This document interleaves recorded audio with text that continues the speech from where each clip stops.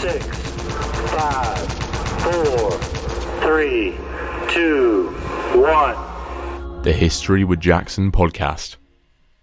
Hello and welcome back to History with Jackson. On today's episode, I speak to Jamie Graham, or as some of you know him, Jammy History, all about aliens and the history of how they've been represented in literature and in 17th century Europe. This was a fantastic episode. I really enjoyed talking to Jamie about this, and I've wanted to talk to him about this on the podcast for so long. So, without risk of sounding like the History Channel's aliens man, I will leave you with Jamie as he talks to us about his work of Mice and Moon, the representation of imagined extraterrestrial life in 17th century Europe. Enjoy. So hello and welcome back to the History with Jackson podcast.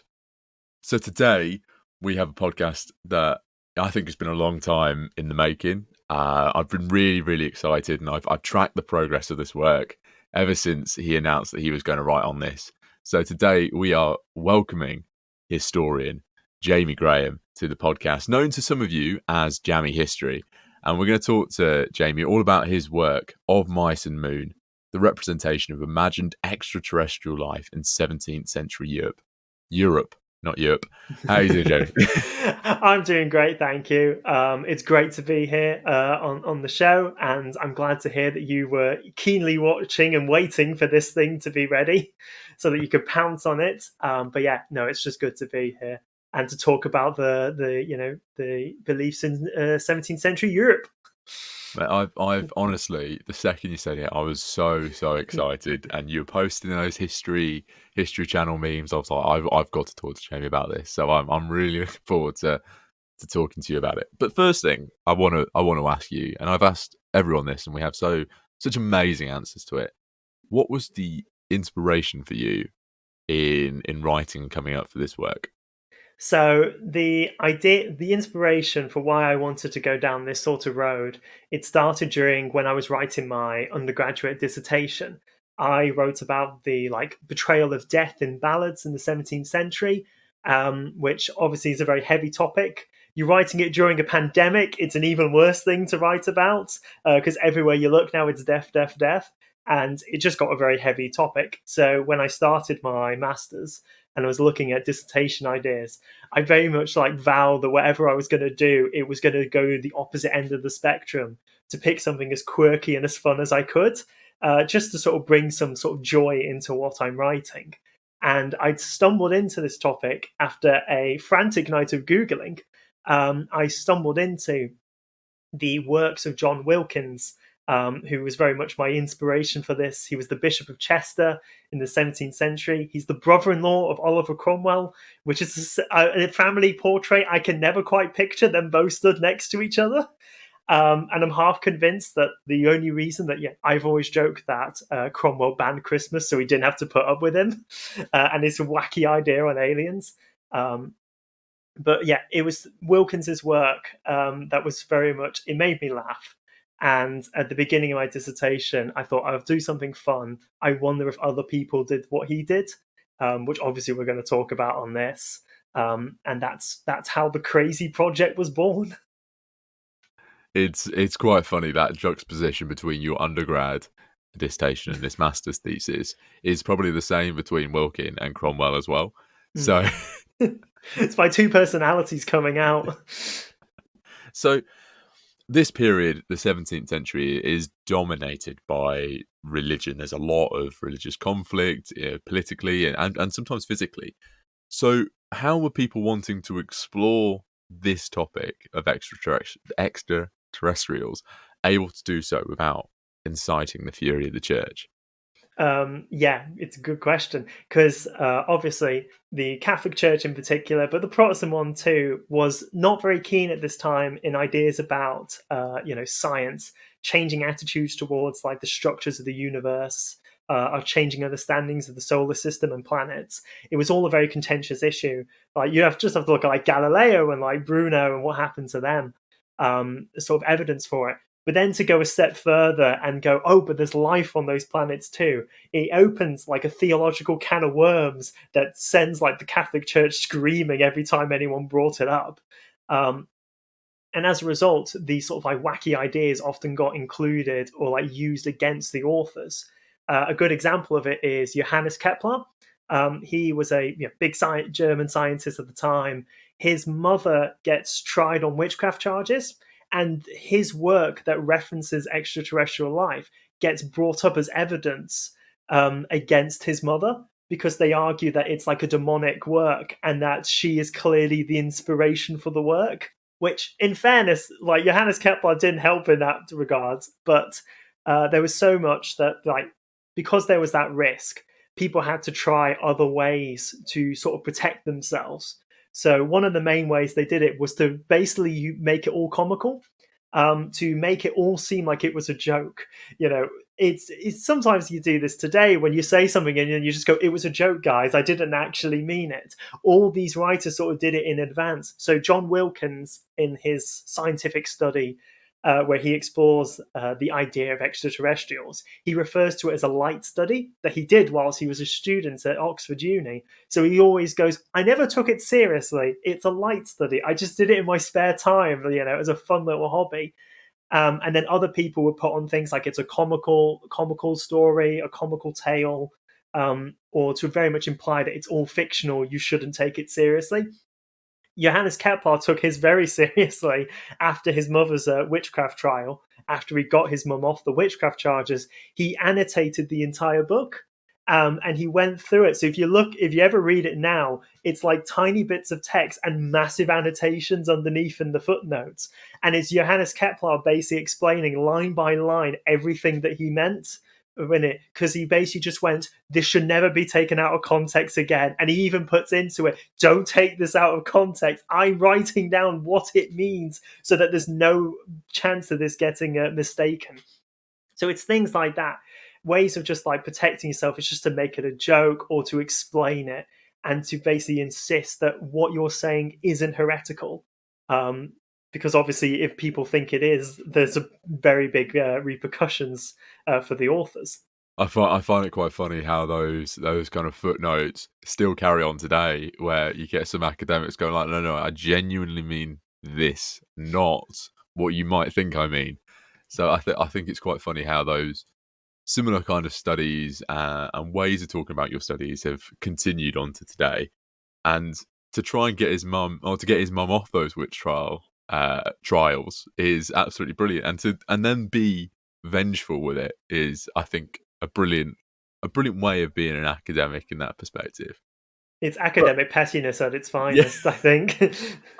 I don't think we've escaped that really. But I want to. So these guys have managed to save themselves and their families from the fury of the Protestant and the Catholic Church. Were some of these people able to use their ideas of aliens or extraterrestrials to criticize the church? Because I'm fairly certain that that you're hiding things comically, you're able to also hide some kind of criticism within there. Yeah, there's a lot of the works are like fictional stories, like they're stories, they're plays, they're all meant to be like fictional tales. And, obviously the great benefit of when you talk about an extraterrestrial is that no one knows what they look like, or, what societies they live in, or the things that they believe in. So you can just make it up and, say that, oh, they believe this, they think things like this. It's like in modern sci-fi, when you have aliens and other, otherworldly civilizations, and a lot of them are based on like certain parts of humanity, like certain, tropes or certain ideas, and they sort of embody them. And the idea is that by looking at it like another planet doing it, by looking at like another race of aliens doing it, you can almost go, that actually seems really weird. And then you sort of think on it you think on it for a bit, and then just go, we do it as well. Hang on, why? And that's a big part about it. There's one author, like a French author, called Cyrano de Bergerac, and he wrote a whole comical history of the empires of the moon, he called it. And in that, he goes up, his protagonist goes up, and he's exploring this beautiful utopian world. And the idea is that as he's going around, all the aliens kind of look at him and go, "Yeah, but like God's not a thing really in this context," because they go, "Well, he's not. We're not referenced in your book, and we've not heard of you before. So how can this be?" And then they go, "Do you really think he could actually make everything? One planet's enough. Do you think he'd make everything?" And so they kind of like instill these almost like anti-religious ideas or criticisms of the church within, like, and have it as the extraterrestrial saying it, um, or embodying those ideas, so that they either seem ridiculous or they raise like a good point, and you can only agree with them as a result of it. I think it's, as you just pointed out, it's astounding the similarities between how they're able to convey their characters as their enemy, in a sense, in the same way that we do today in film and television, where in Top Gun there's no insignia on the planes, but they're criticizing the Russians and the Chinese. Hmm. I think those similarities are really interesting. It allows you to kind of explore those dynamics a little bit better without getting in trouble, obviously. Yeah. They also do this whole utopian genre. Most of these works imply that these extraterrestrial worlds are utopias, that they're like the best places to be. And so, as a result, they often will instill religious ideas into them as a way of like, what's like the perfect idea of the church? What's the perfect image of Christianity? And Francis Godwin's a good example of this in his book, The Man in the Moon. The Adventures of Domingo Gonzalez, which is the best title I've ever heard. The protagonist goes up and he finds that there are people living on the moon, and all of them are Christian. And specifically, they're all Protestants, although they have a pope, which they never explain how that's meant to work, but they're Protestants with a pope. And he goes around and like explores this world, this brilliant world, and he begins to learn about what they actually believe. So it's things like they all know Jesus, they all know the name Jesus off the bat, but they've never heard of Mary, they've never heard of any of the saints. And so he goes, so Jesus is the big thing, none of the others matter. And that's it there, Francis Godwin like almost like projecting his vision of what is important in faith. It's really quite interesting how he's able to give that thinly veiled criticism of the church, and people be able to read that and go, "Oh yeah." And I want to touch on Godwin a little bit more, because he sounds like a really fascinating character. And in his book, you mentioned that he links China to extraterrestrials. Why is that? So during the 17th century, interaction between Europe and China is still a relatively new thing. You're only at this point really starting to get missionaries and traders going over to China, and they're learning about like their culture, their political systems, their like religious systems, their beliefs, how like just China operates as a whole. And so there was a big sort of almost agreement amongst like academics and theologians. They had this big respect towards China, almost like they praised it almost like it was a utopian place, because they look and go, everything's like nicely organized, they've got this great system, they've got these good beliefs that are they're sort of grounded in sort of realism, like ancestor worship. A lot of them didn't particularly mind it. They said that it makes sense to honor your ancestors. And so as a result, there was a theological idea at the time that Chinese society was the utopian society, but in order for it to be better, it just had to be Christianized and have that injection of Christianity into that system. And Francis Godwin basically emulates this in his book. So his Society of the Moonman is very structured, it's ordered, it has like a emperor that's divinely appointed. He's got the divine right to rule, just like the Chinese emperors had. He rules with like absolute authority. And then at the end of the book, Domingo Gonzalez returns to Earth and he crash lands in China. And he's taken like prisoner for crashing into like someone's house, and like wrecking it with his space vehicle. And he spends some time in China until some missionaries come and collect him and they bring him back to Europe. But Domingo Gonzalez like sort of remarks in that chapter, in that closing chapter, that China's really good. He really likes it. He just has like good respect for like its society, its authority, how things have been set up. And so Francis Godwin basically presents that sort of attitude to his readers, that the Chinese society is one to look up to, and it's one that we should take inspiration from, but it just needs a bit of Christianity in the mix, and then it would be absolute heaven on earth, was sort of his main idea. It's really interesting to hear those imperialist views come in as well. You know, talking about exporting Christianity to kind of help this place, which they thought was a utopia. It's quite a strange concept, but it's very interesting to hear how they thought about China. And you know, a lot of my research in China, so it's very interesting to hear that perspective. Now, did the idea of there being other planets and other life on these planets and these people writing about this, did it change people's view on humanity's role in Christianity? There's a big sense that people were trying to almost like create a new meaning for humanity at this point as a result of it. Because now that the universe is like infinitely big, is sort of the idea. Now that Earth is no longer the center of the universe, Earth's importance sort of had gradually decreased. Whereas before, it used to be the center of the universe. So at least you could always go, well, we're the center of the universe. We are important. But if now we've just become like another planet, it does sort of raise up some questions. And different authors take this in different meanings. So some just sort of say, we're one of many planets. Francis Godwin took the line of, we're one of many Christian planets. Every planet must have some indicator of who Jesus is. And it would be like our mission to go and make contact with these other Christian worlds, to share our knowledge with them, to trade with them, to sort of all improve ourselves spiritually as a almost a universal collective. But other writers sort of went the opposite way, and in their presentations of it, they don't know God, they don't know Christianity. They try and sort of present it as almost like a pagan universe with the Christian core, and that it's humanity's destiny to be the missionaries to go out and to convert these other worlds. So in both sort of outlooks, they both agree that they need to go out and visit these other planets. It's just for other purposes, whether that's to make contact with other Christians, or to convert other people and make the universe Christian as a result.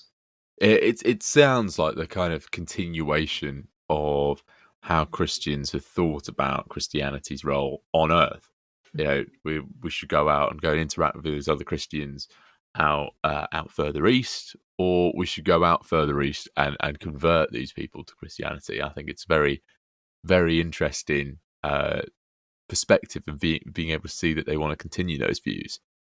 Now, outside of viewing these other planets as either Christian or Christian with a difference, as you've spoken about, Protestants with popes, or pagan societies, how did authors and we've touched on this already, and I kind of want to just explore and unpack it a little bit more.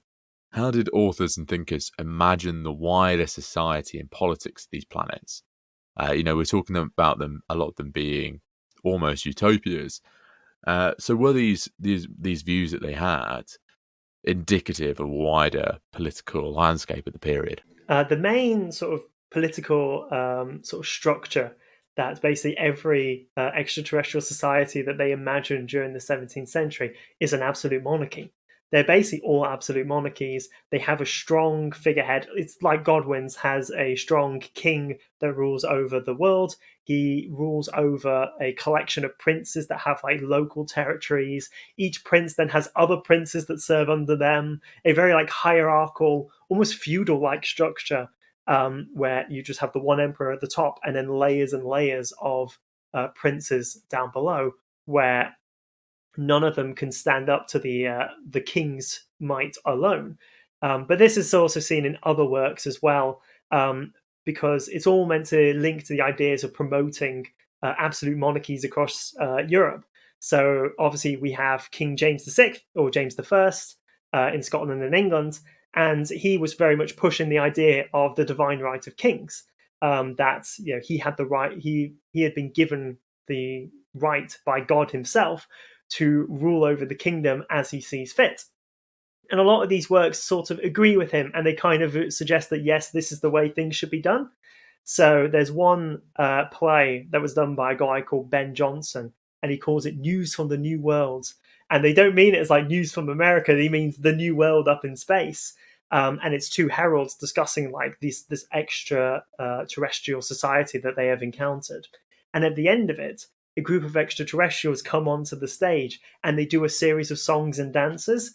And the first one of these that they do is all about how amazing King James I is.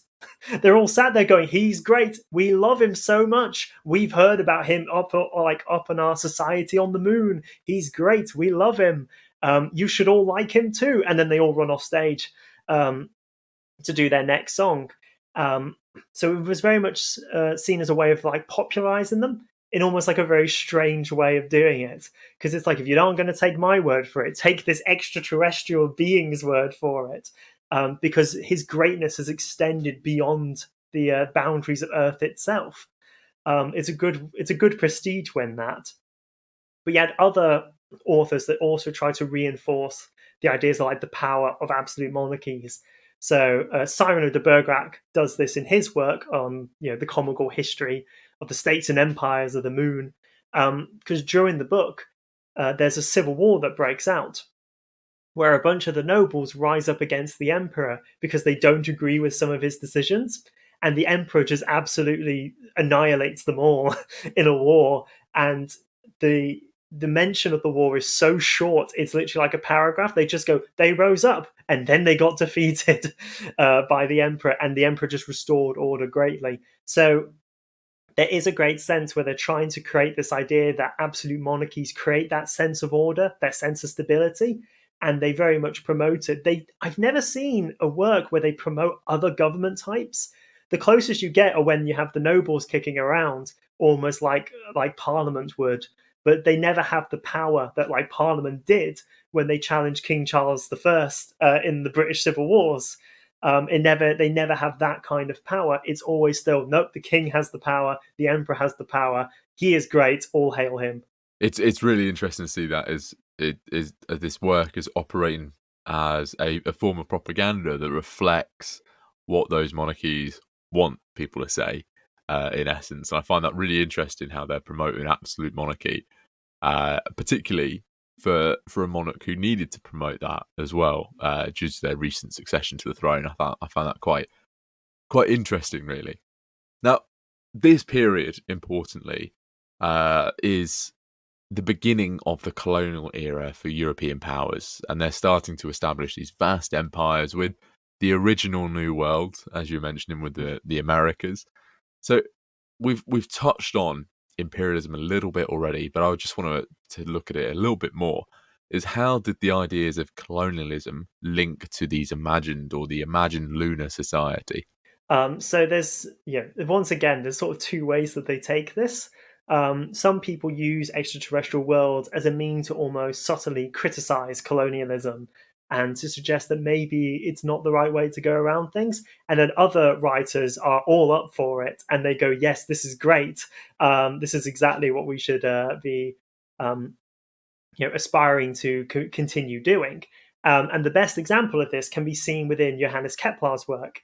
In his book Somnium, the world is divided into basically two big continents, which he calls Privolva and Subvolva. And the inhabitants of these, the Privolvans and the Subvolvans, are culturally very different. So in Kepler's work, the Privolvans are a race of giants that live in nomadic society. They travel around their great plains, following the water sources wherever they go, so that they can stay hydrated, so that they can cool themselves down from the blazing sun. And they live in these very tribal communities. It has a very positive impression of them.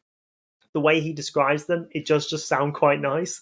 That it's all these giants walking around the countryside together, going wherever the water takes them.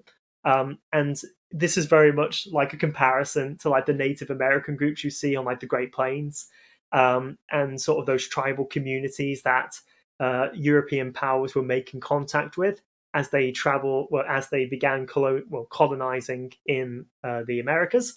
But you have the Subvolvans, who are described by Kepler as a race of snake people, who all live in underground cities on their side of the moon, and they live in their cities, and they have to set up like a series of pumps to pump the water from pre-volva into subvolva so that they can stay hydrated, so that they can stay cool, so that they can keep their industries going, basically.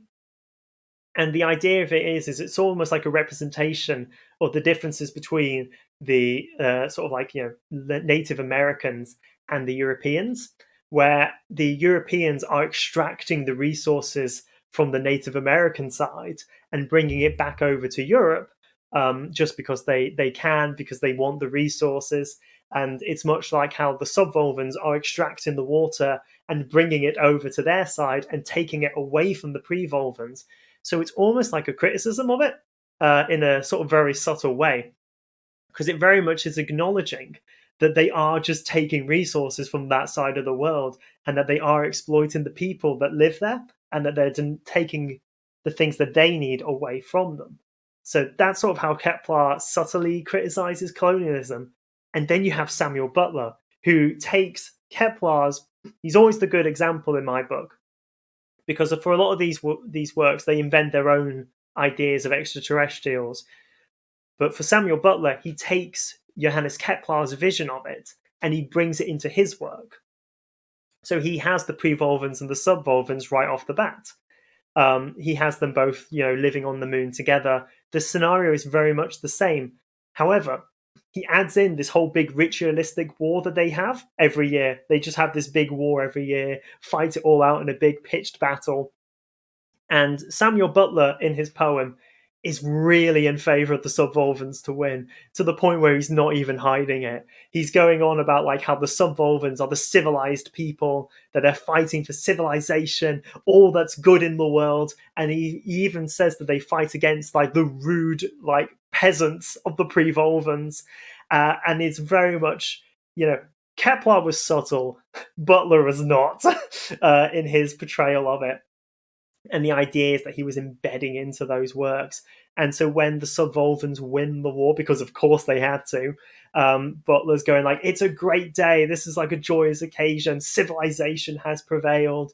And the idea is that if you're reading it, you would go like, yes, civilization should prevail. And so you just start agreeing with that colonial narrative that's justifying why the European powers have to expand across the Americas, why they have to extract the resources from them, because they can just go, look at the rude peasants in the Americas, we're the civilized ones. It very much just reinforces that attitude.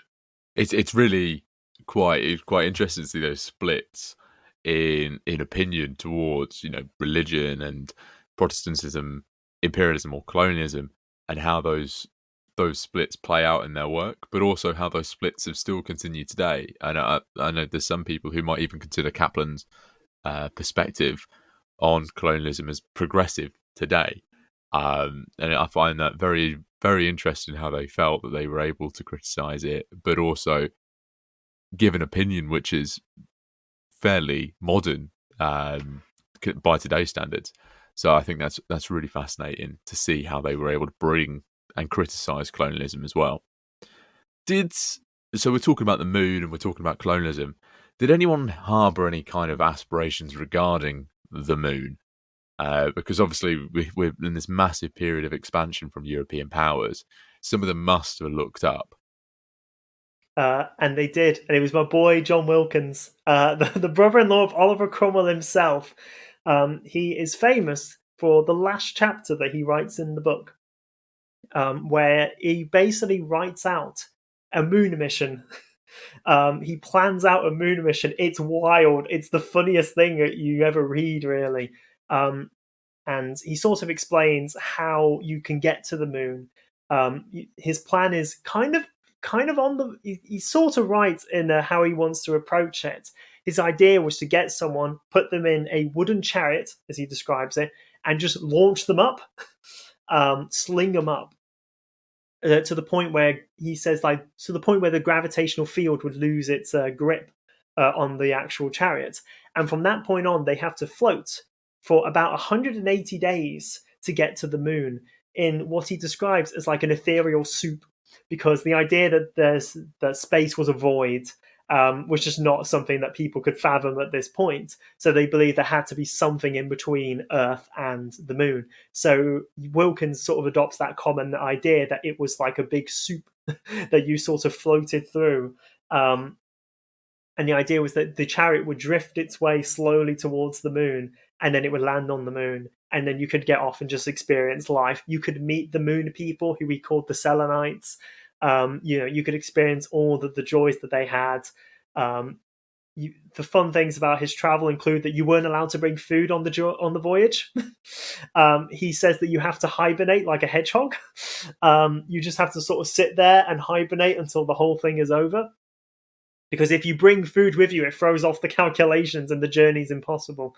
And then he sort of concludes in the book why it's even worth trying to make the journey to the moon. And he's going, look, it's great, right? If we get to the moon, we'll get to meet like the moon people, the Selenites. We'll get to converse with them. We'll get to trade with them. We'll build treaty ports. We're going to be rich as a result of it. The end of his book sounds more like a business proposal than like an actual scientific work. And so a lot of people think he kind of did see this more as a business proposal. Because sadly, I don't know if he attempted it, but he rewrote the end of he republishes the book a couple of times to update the science of the journey. As he's getting like new information, new things change, he republishes the book to change that information and goes, right, the moon mission has had an update. You now have to do this if you want to get to the moon. And it's great. It's why I think a lot of people sometimes question whether he ever truly meant it. But I think if you're going through all the effort to republish a book that you did as a joke, apparently, whilst you were in uni, and you have to do it to constantly update the science of it to make sure it's perfectly scientifically correct, at least as far as they were concerned, can't have been a joke. And he really did just want to go to the moon and set up these trading centers and become rich by trading with the Selenites. I think off the back of that, I can kind of understand why Cromwell might have banned Christmas. I think he's got some very interesting ideas there, and there's certainly some billionaires today that if they'd had that business plan, that book come through on their doorstep on X or something like that, they would have perhaps their ears might have pricked up a little bit. Yeah, they might have been a little interested with it. And Wilkins I think he really did try to like sell this pitch to people. He invents a new language, which is one of like the odd detours in his career. He invents a language that he called real character.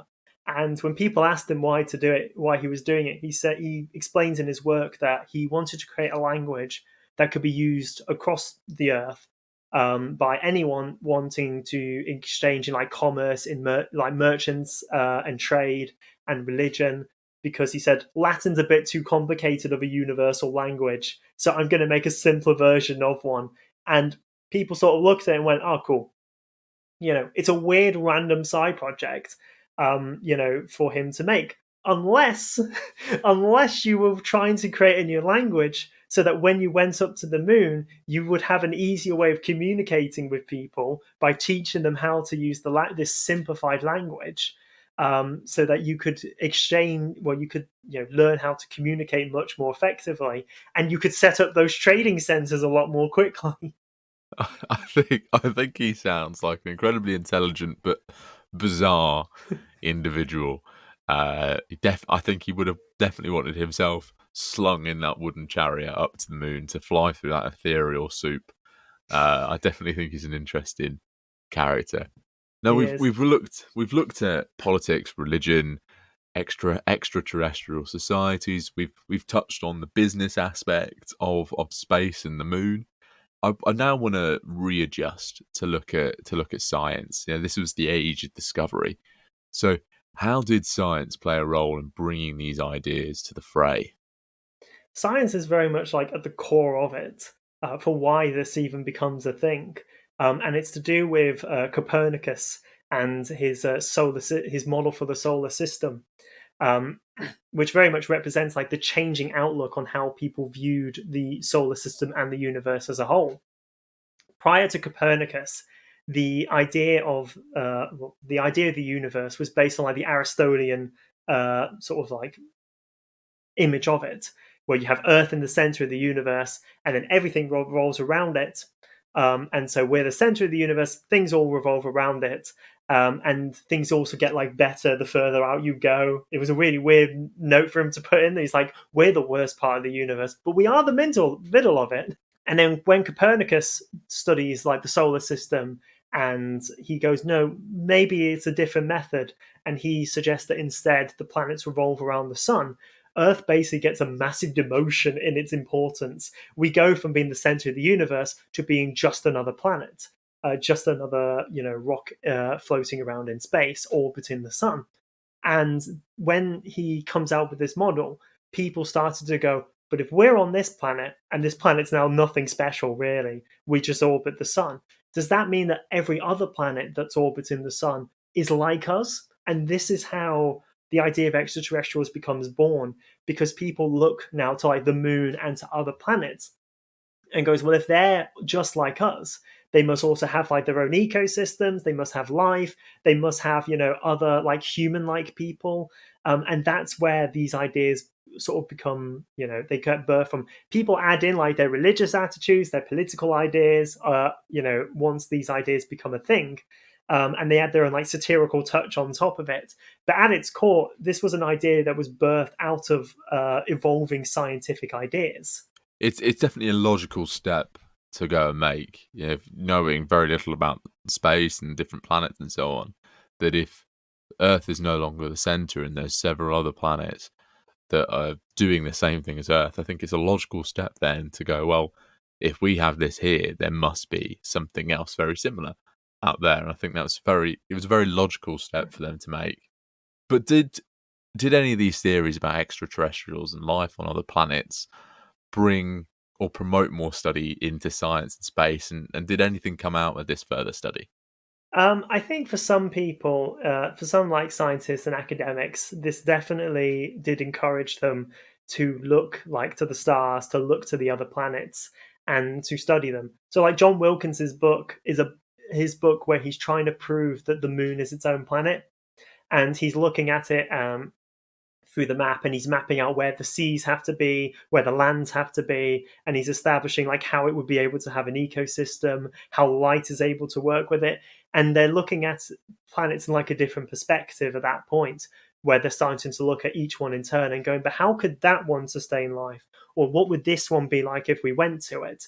Of course, they have no way of proving it, but and if they went there, they'd all be thoroughly disappointed by what they'd find when they land. But the idea was, it was just to promote the sort of like thinking about it and to promote looking at things across the galaxies. But it also did the opposite, because for people who disagree with Copernicus, there's no better way to take down like a credible scientific idea than to have a go and to sort of ridiculize the lunatic aspects of some of the people who sort of follow that belief. And people who obviously were against Copernicus were also naturally against the idea of extraterrestrials. And rather than argue that Copernicus is wrong, they go, look at these people believing in extraterrestrials. This is why you can't believe this. There's a lot of works that are critical to the scientific community during this time. So Samuel Butler comes back at this one in his poem after he's done his massive, epic war poetry, bashing the idea of Native Americans and promoting colonialism. In the same poem, in the second half of it, it's all about the Royal Society looking through a telescope at the moon because they want to see if they can find an elephant that they believe lives on the moon. And also for the Royal Society in particular was chosen because John Wilkins was a founding member of it. So they've already got like the wacky alien guy within the group. So it's an easy group to sort of criticize if you're against that theory.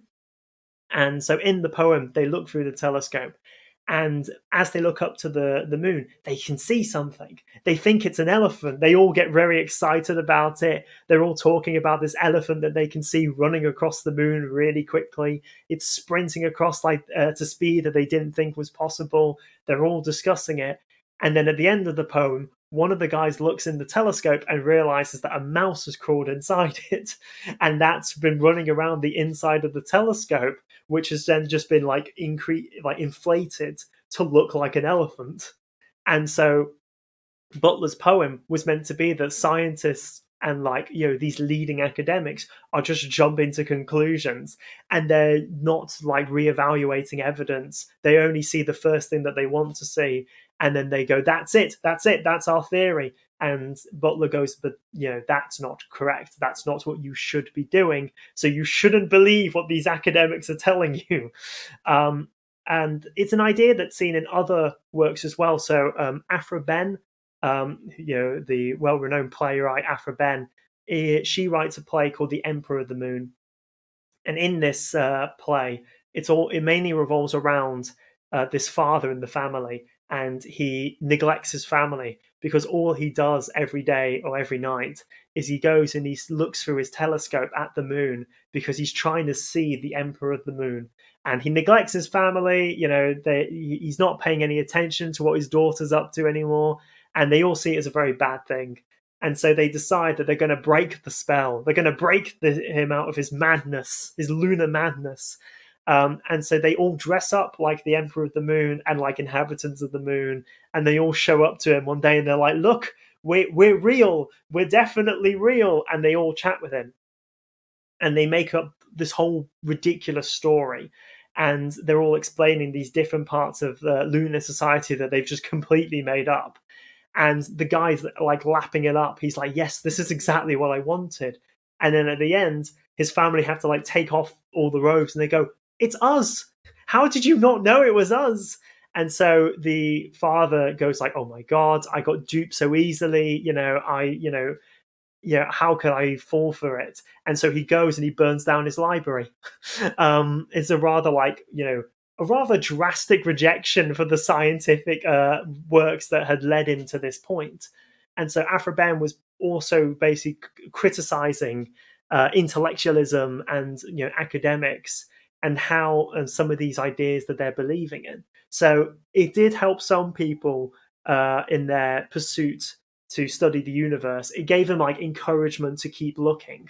But for other people, or at least on the wider, I guess like as a whole, it was sort of seen as like a negative thing because it was just embarrassing to be associated with it. It's quite funny to hear how people are again criticizing academics and specialists who are researching this thing due to the ridicule that is or maddening theories that are coming out of what these academics and these specialists are saying. I think it's quite interesting. It has a lot of parallels with today.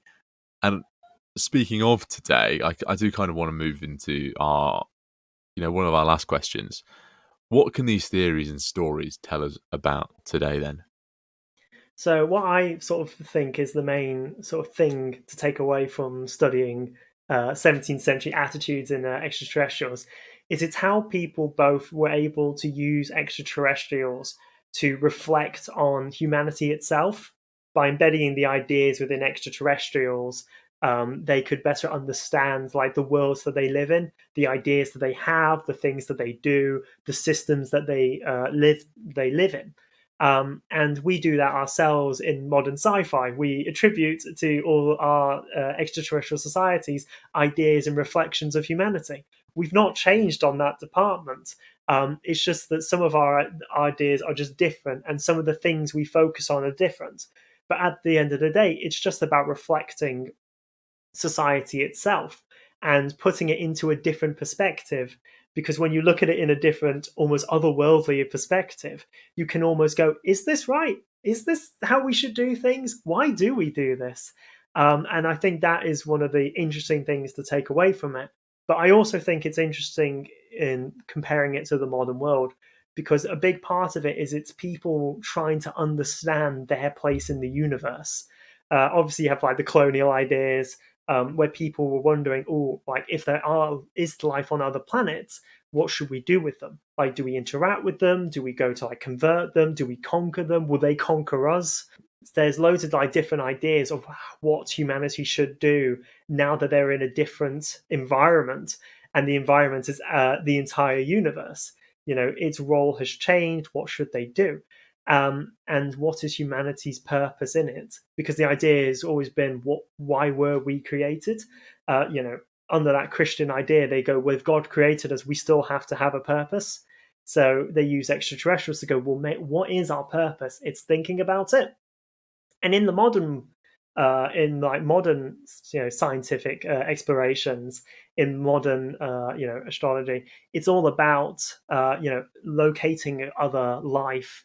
Some people really go down that road of, we need to find other planets where there's life on them to see if there are other civilizations, because we almost don't want to be the only one in the universe. We want other societies to exist, and so that fuels our exploration of space.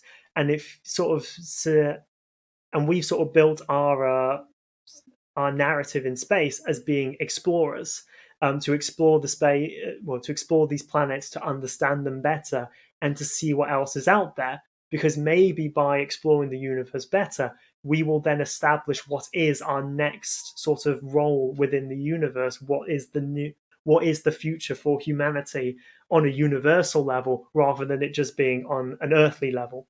I think that's a really nice reflection to take away from this work and other people's work on extraterrestrial life, and how they viewed themselves as well. I think it ties together quite nicely, and it gives a lot of food for thought for people. Now, Jamie, I want to ask you one final fun question, as we do for all our guests here on the History of Jackson podcast. And this is related to your role and your hobby as a reenactor. So what is your favourite era to do reenactment for? Oh, that's a good one. So my main, it's not going to come as a surprise, is it? It's the 17th century. It's the English Civil Wars, or the British Civil Wars. It was the first reenactment period that I started in 6 years ago at this point. So 17-year-old Jamie running around in like 17th century clothing was never something I imagined would happen. But now that I do it, it's great. And I love it. I love like the time period. I love the clothing. The clothing is so comfy. Really nice woolens. Just like all good to like run around in like a jacket.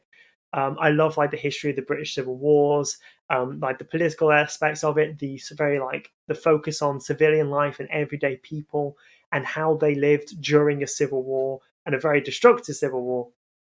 And it's very much that sort of love for the 17th century and that reenactment that sort of led me to this dissertation topic, to stumble into the idea of extraterrestrial life during this period, because I love the period and I wanted to know more about it, and even like the quirky sides of that period.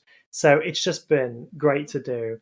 And I'm like, I'm in a great reenactment group with it. Am I allowed to shout them out? Of course. Yeah, okay, good.